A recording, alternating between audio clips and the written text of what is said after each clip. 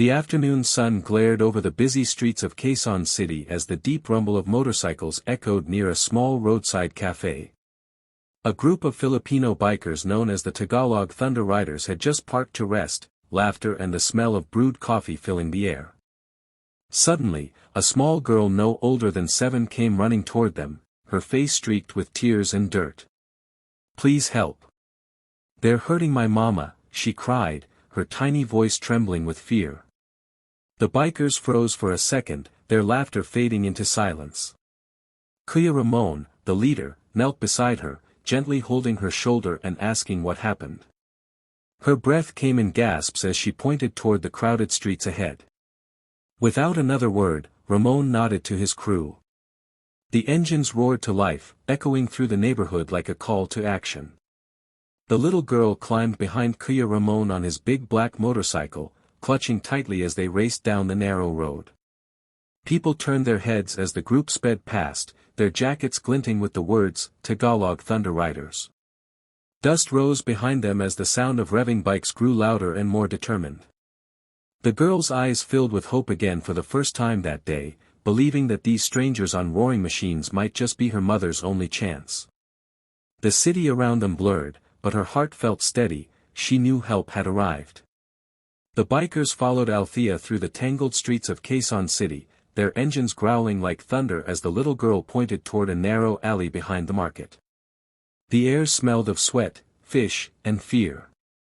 When they stopped, they saw a heart-wrenching scene. Maria, Althea's mother, was cornered by 2 drunken men, one grabbing her arm while the other shouted insults.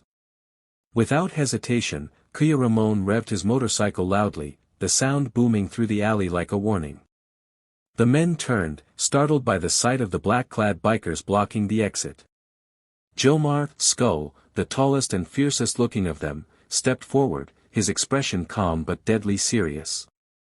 "Let her go," he said, his voice low yet commanding. One man laughed nervously, trying to act brave, but the sight of 6 roaring motorcycles surrounding them made his confidence fade. 8 Liza quickly rushed to Maria's side, helping her stand while the others formed a wall of protection. Althea ran straight into her mother's arms, sobbing uncontrollably. The tension in the air was thick, every sound amplified, the hum of the engines, the whisper of fear. For a moment, everyone was still, waiting to see what would happen next. Then, as if realizing their mistake, the 2 attackers stepped back slowly, their bravado replaced by shame and fear. The bikers didn't need weapons, their unity, courage, and presence were enough to bring justice in that forgotten alley. One of the drunk men, his pride stung by the crowd gathering nearby, tried to lunge at Kuya Ramon, but before he could even raise a hand, Jomar, Skull, grabbed his arm and twisted it behind his back with swift precision. The man cried out in pain, falling to his knees as the other stumbled backward, too afraid to move. "You think you're strong hitting a woman?" Jomar growled, his voice low and controlled. The alley fell silent except for the steady hum of the motorcycles still running. 8 Liza gently led Maria to a safer corner, checking her bruises with calm professionalism. The woman trembled, whispering thank yous through tears. Althea stood beside her, clutching her mother's hand tightly, her fear slowly replaced by awe. The sight of the bikers, once strangers, now standing like guardians in the fading daylight etched itself into her memory. Kuya Ramon looked at the 2 men and said firmly, "Real men protect. They don't hurt." His words carried weight, echoing off the alley walls. Locals who had been watching began to clap softly, others recording the scene on their phones. The attackers lowered their heads in shame, realizing they had picked the wrong people to mess with. Jomar released the man, pushing him toward the ground, warning him to disappear before things got worse. As the bikers stood together, Althea hugged Kuya Ramon's leg, whispering, "Thank you, Kuya." For the first time that day, Maria smiled, she knew they were finally safe. Minutes later, the wail of a police siren echoed down the street, and a patrol car pulled up at the entrance of the alley. Officer Dencio Ramos stepped out, his eyes scanning the scene, 2 frightened men on the ground, a shaken woman being helped by a nurse in biker gear, and several heavy motorcycles lined like sentinels. Kuya Ramon walked forward, calm but firm, and explained what had happened. The officer listened intently, nodding as bystanders confirmed the story. "You bikers did good," Officer Dencio said, motioning his team to handcuff the attackers. "If you hadn't arrived, this could have ended badly." Maria, still trembling, looked up and softly said, "They saved my life." The officer turned to the group and saluted them with quiet respect. "Not all heroes wear uniforms," he said, "some ride on two wheels." The alley, once filled with fear, now felt lighter, safer. Althea stood beside her mother, watching as the men who had hurt her were taken away. She reached for Kuya Ramon's hand, holding it tightly, her small voice saying, "You came just in time." Kuya Ramon smiled gently beneath his helmet and replied, "Always, for people who need us." The other bikers stood proud but humble, their engines silent now, hearts still racing from what had just happened. As the police drove off with the culprits, the crowd clapped and cheered, capturing photos of the unlikely heroes who had reminded everyone that courage still lives on the streets of Quezon City. As the sun began to set over Quezon City, the Tagalog Thunder Riders gathered once more, this time not on the street, but outside a small wooden house where Maria and Althea lived. The air smelled of home-cooked rice and the distant sound of tricycles passing by. Kuya Ramon and his team arrived carrying bags of groceries, rice sacks, and a few toys for Althea. When Maria opened the door, her eyes filled with tears again, but this time they were tears of gratitude. "You didn't have to do this," she said softly.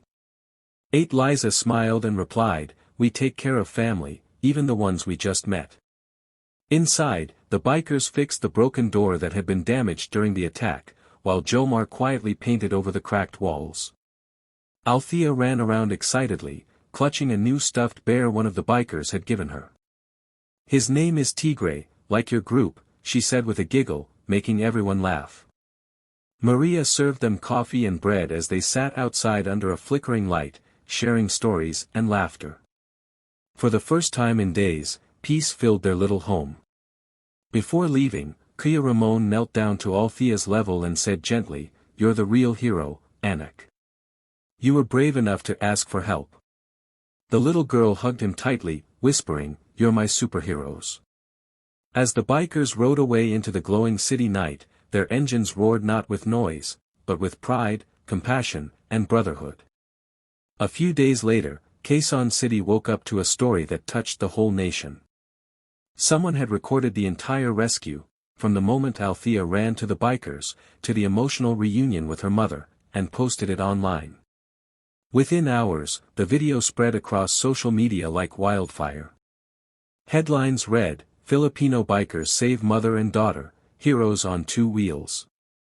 News anchors praised their bravery, and comments poured in from Filipinos both in the Philippines and abroad. "This is the spirit of Bayanihan," one wrote. "Real men protect, not harm," said another. The Tagalog Thunder Riders were suddenly famous, but they stayed humble, saying they only did what was right. Maria and Althea appeared on a morning TV show, thanking their rescuers.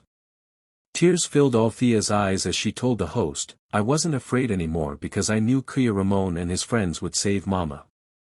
Later that day, the bikers gathered once more at their usual cafe, laughing modestly about their newfound fame. Kuya Ramon looked at his group and said, "We don't need medals." That little girl's smile was enough. Just then, Althea and Maria arrived to thank them again. Kuya Ramon lifted the little girl onto his motorcycle, and as they rode down Commonwealth Avenue under the orange Quezon City sunset, people waved and cheered.